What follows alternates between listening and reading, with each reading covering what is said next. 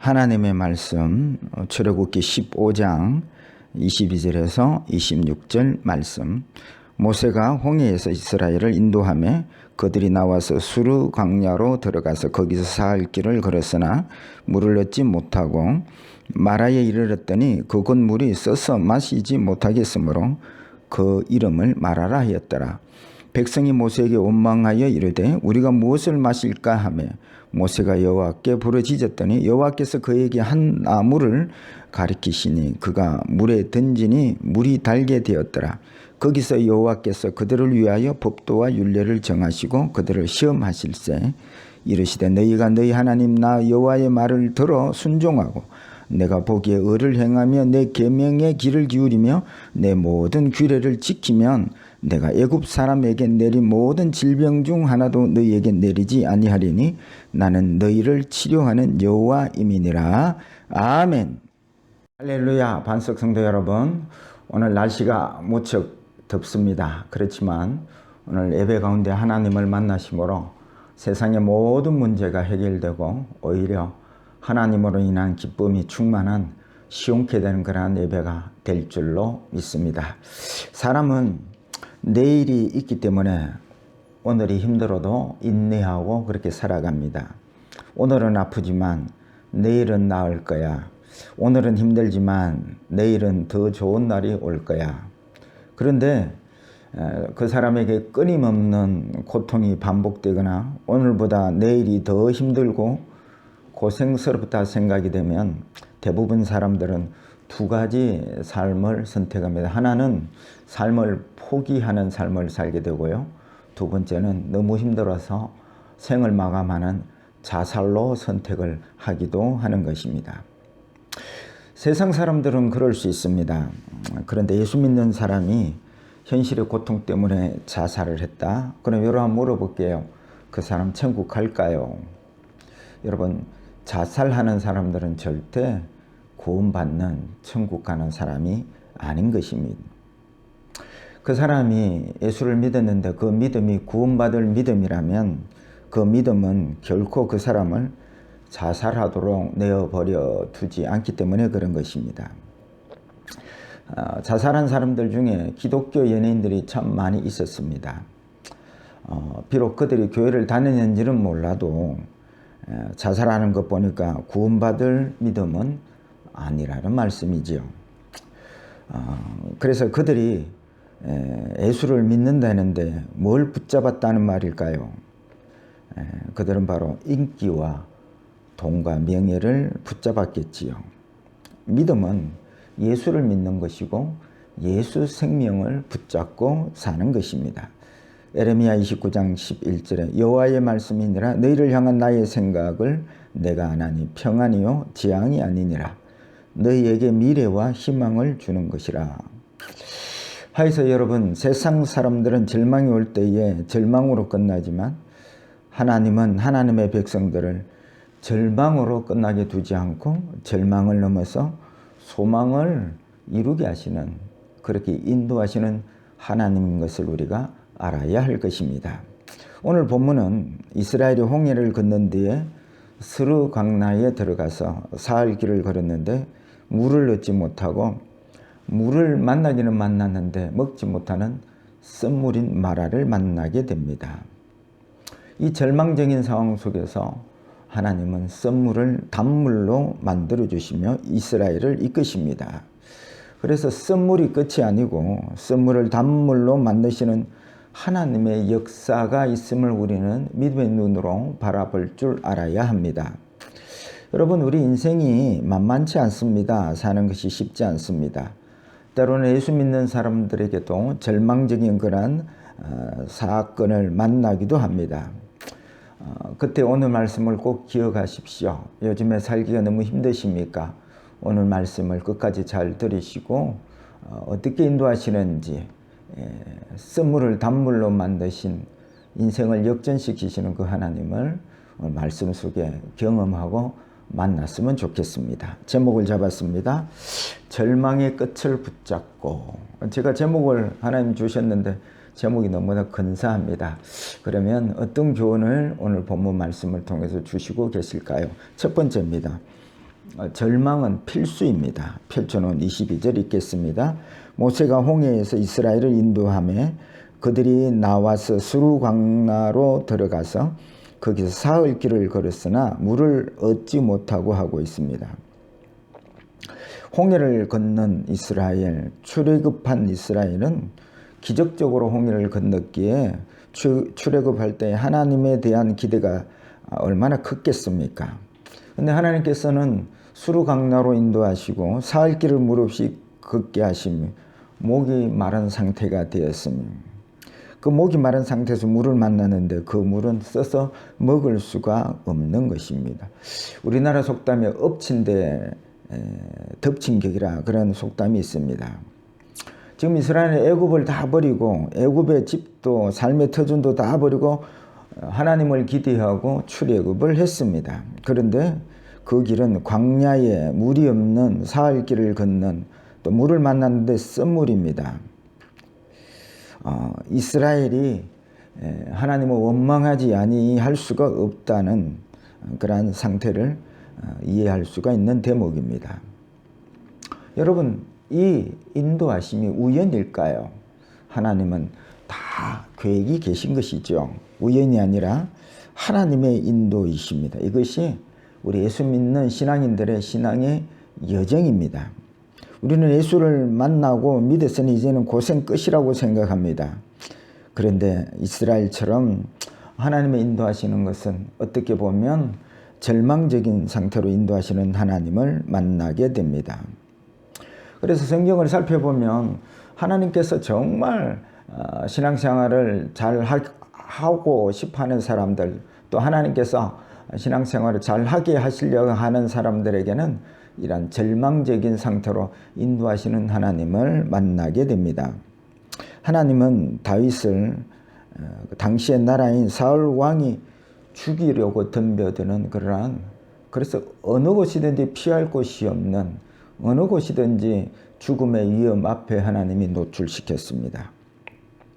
요셉을 하나님께서 아버지 품에 이렇게 잘 지내고 있는 요셉을 들여다가 이방 나라의 감옥 속에 넣기까지 절망적인 상태로 인도하셨습니다.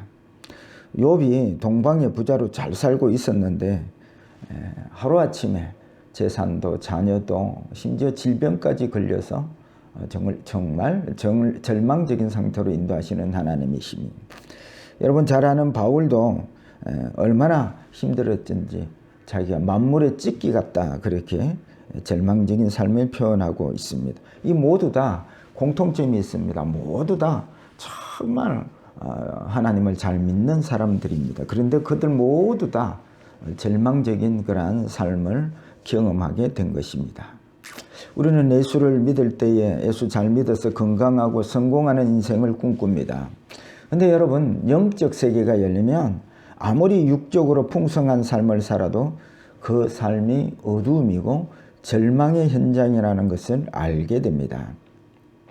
사람들은 편히 살 때에 그 삶을 절망적인 삶이라 생각하지 않습니다. 이스라엘도 애굽에 고기 까마 곁에서 밥 먹고 할 때에 그 삶이 좀 식민지의 삶을 사는 것 같지만 절망적이라고 생각은 하지는 않았습니다. 오늘날 우리도 돈으로 살고 명예로 살고 인기로 살고 이렇게 사는 삶이 절망이라 생각하지 않습니다. 오히려 축복이라 생각합니다. 그래서 돈이 소망이요 명예가 소망이요 인기가 소망인 삶을 삽니다. 이렇게 사는데 누가 그 삶을 절망이라 말하겠습니까? 오히려 축복의 삶이라고 생각을 합니다. 그런데 여러분 영적 세계가 열리면 이 축복의 요소들이 오히려 해로 여겨진다는 것이죠. 여러분 사도 바울이 영적 세계가 열릴 때에 육적인 모든 축복적인 요소들이 오히려 해로 여긴다는 그 신앙 고백의 표현들을 여러분 생각해 볼 필요가 있습니다. 그 부유함이 세상적인 그 부유함이 심령을 부유하게 하는 것입니다. 여러분 하나님의 말씀은 심령이 가난한 자가 복이 있다 그랬는데 세상의 모든 좋은 조건들이 오히려 심령을 부유하게 해서 부유한데요 부자인데요. 그러니까 여러분 부자가 하늘나라에 들어가기가 힘든 이유가 심령이 부유해지는 것입니다. 심령이 부유한 사람은 주님을 찾고 주님을 갈망하는 삶을 살기가 너무 힘들다는데 문제가 있는 것입니다. 그래서 하나님은 이스라엘을 이렇게 고난 가운데 인도하신 것은 하나님만이 참 소망이 되심을 가르쳐 주시기 위해서 이들을 절망의 환경으로 이끄시는 것이죠. 그런데 여러분, 영적 세계가 열리면 가난이 사업 실패가 절망이 아닙니다. 오히려 하나님을 더 가까이 하게 되기 때문에 그렇습니다. 그래서 정작 영적 세계가 열리면 절망이 어떤 상태가 절망이냐면 주님과 단절된 삶이 절망인 것입니다. 그래서 시편을 보면 시인들이 늘 이제는 돈을 성공을 구하는 시편의 기자들은 없습니다. 그들이 막 갈급하며 갈망하는 표현들을 보십시오. 사슴이 시냇물을 찾기에 갈급한 같이 내 영혼의 여호와를 찾기에 갈급하나이다.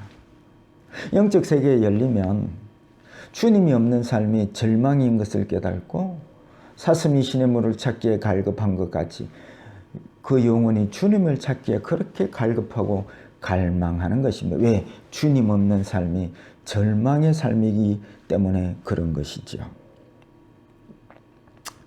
하나님은 지금 물 없는 스로 광야의 삶을 통해서 이스라엘의 그 상태가 지금 절망적인 상태임을 가르쳐 주고 싶어 하시는 것입니다. 왜냐하면 이스라엘을 사랑하시기 때문에 그런 것이죠.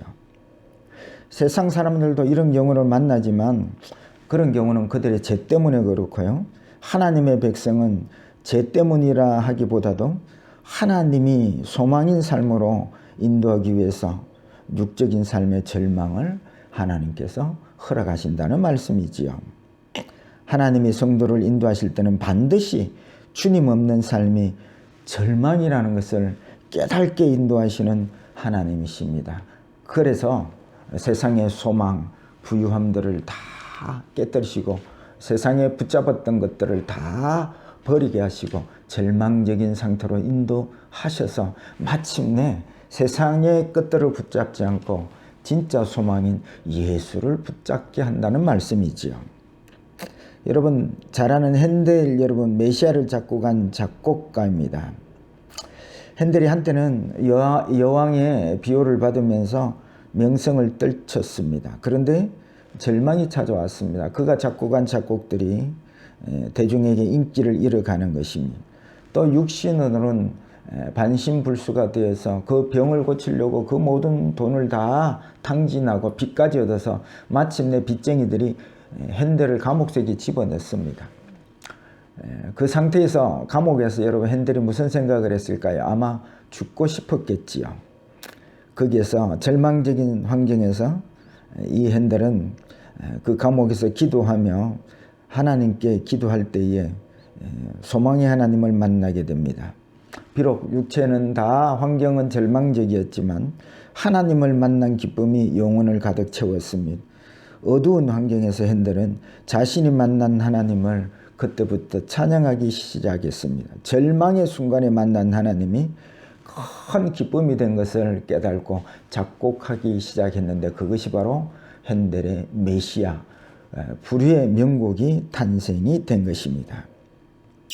그런 의미에서 세상적인 삶의 절망은 어떻게 보면 신자들에게는 필수인 것입니다. 세상적인 절망이 올 때에 비로소 사람들은 하나님을 바라보고 소망하게 되고 하나님을 소망할 때에 거기에 놀라운 하나님의 세계, 부유함의 세계, 풍성함의 세계가 펼쳐져서 흔들리지 아니하는 세상의 어떠한 풍파에도 흔들리지 않은 믿음이 될 줄로 믿습니다.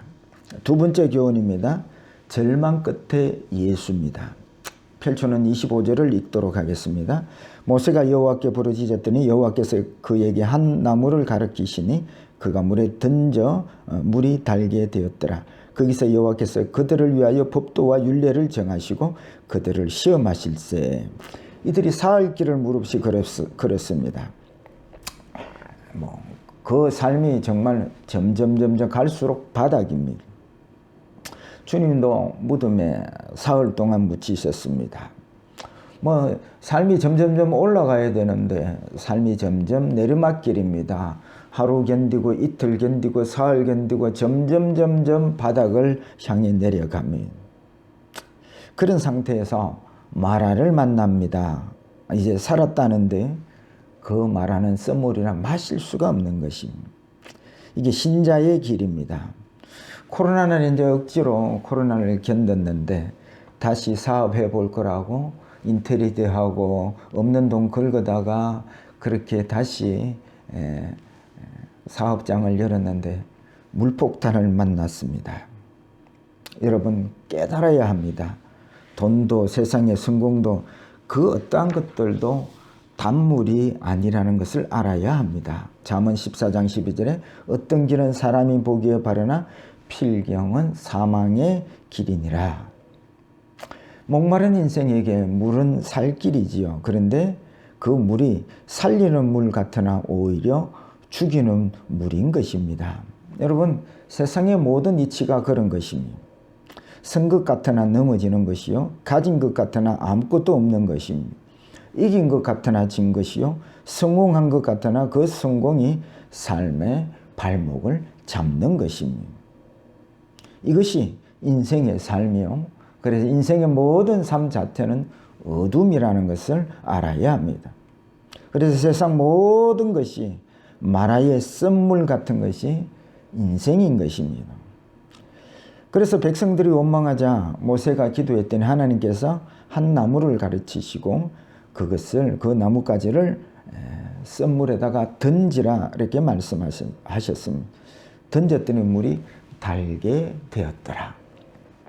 여러분 이 한 나뭇가지가 무엇을 상징하는 걸까요? 바로 예수 그리스도를 상징하는 것이죠. 여기서 우리는 알아야 합니다. 여러분 예수 없는 인생 자체가 아무리 그 삶이 부유하고 부족함이 없어도 그 삶은 쓴물이라는 것을 여러분 알아야 합니다. 쓴물은 살리는 물이 아닙니다. 돈이 나의 영혼을 살리는 것이 아닙니다. 그래서 쓴물을 단물로 바꾸는 것은 돈이 아닙니다. 성공이 아닙니다. 오직 예수만이 인생의 쓴물을 단물로 바꾸는 유일한 길임을 여러분 아셔야 합니다. 그래서 요한복음 14장 6절에 내가 곧 길이요 진리요 생명이라고 말씀하십니다. 예수 없는 인생이 아무리 잘 나가도 그것은 쓴물이고 그 끝은 사망이고 심판인 것입니다. 그래서 우리의 마라의 인생을 단물로 바꾸는 것은 성공도 돈도 아닙니다. 예수입니다. 그 예수를 날마다 먹고 마시십시오. 매일 말씀 묵상의 삶과 기도의 삶을 여러분 삶을 살아야 합니다. 그것이 예수를 먹고 마시는 길이지요. 그래서 요한계시록 3장 20절에 볼지어다 내가 문 밖에서 두드리노니 누구든지 내 음성을 듣고 문을 열면 내가 그에게로 들어가 그와 더불어 먹고 그는 나와 더불어 먹으리라. 영적 세계가 열린 사람들은 삶 자체가 마라요 쓴물이고 절망임을 알고 절망 끝에 예수를 붙잡는 것입니다. 여러분 절망 끝에 예수를 붙잡는 복된 사람들이 되시기를 축복합니다. 세 번째 교훈입니다. 절망 끝에 말씀입니다. 여러분 펼쳐놓은 26절을 같이 읽겠습니다. 이르시되 너희가 너희 하나님 나 여호와의 말을 들어 순종하고 내가 보기에 의를 행하며 내 계명의 귀를 기울이며 내 모든 규례를 지키면 내가 애굽 사람에게 내린 모든 질병 중 하나도 너희에게 내리지 아니하리니 나는 너희를 치료하는 여호와임이니라. 사람이 절망을 체험하지 아니하면 말씀 붙잡고 사는 삶을 살 수가 없습니다.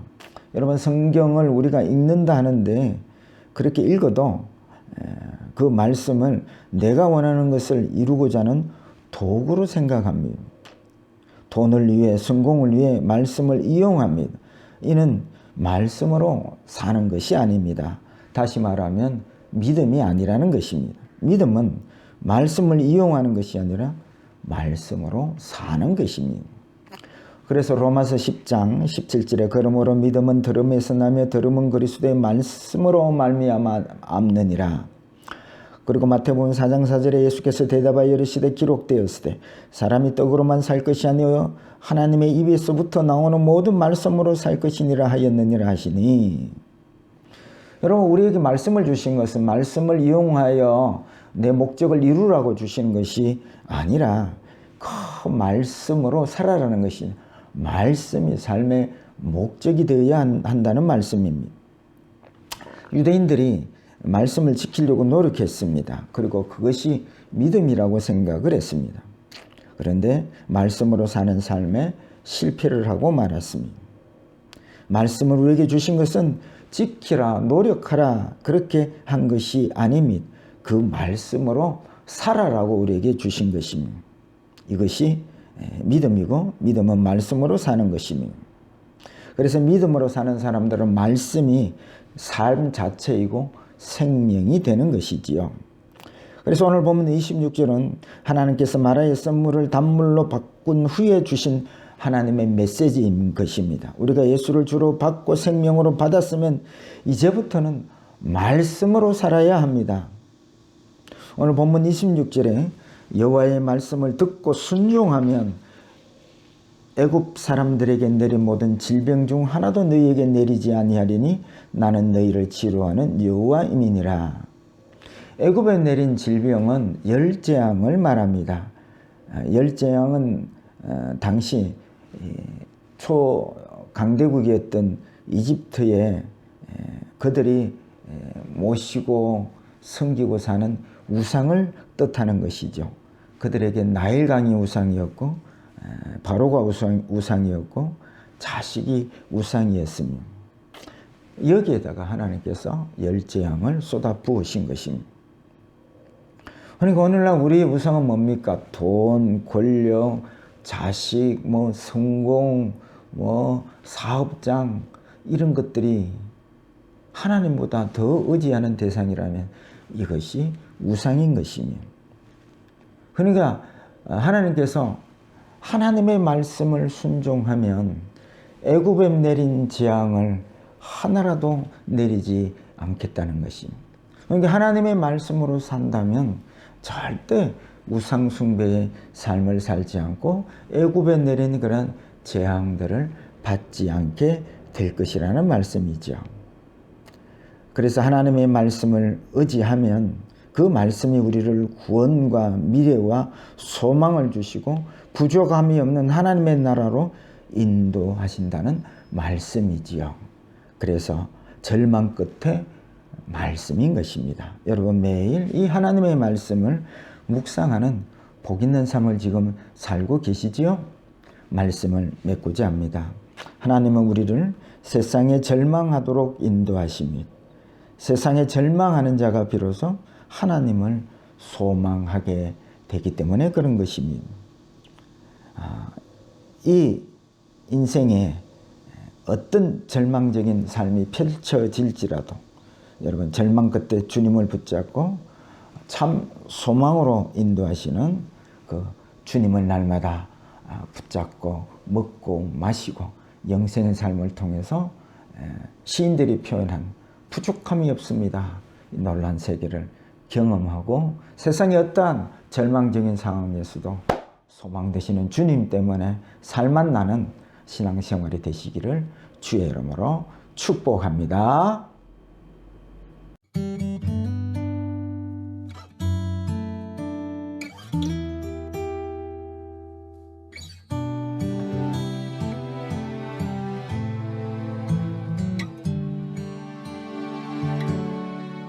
고달픈 삶의 은혜도 무뎌지고 곧 사라질 것에 내 맘 두네. 헛되고 헛된 것들을 바라보며 그 은혜를 놓치며 살았네.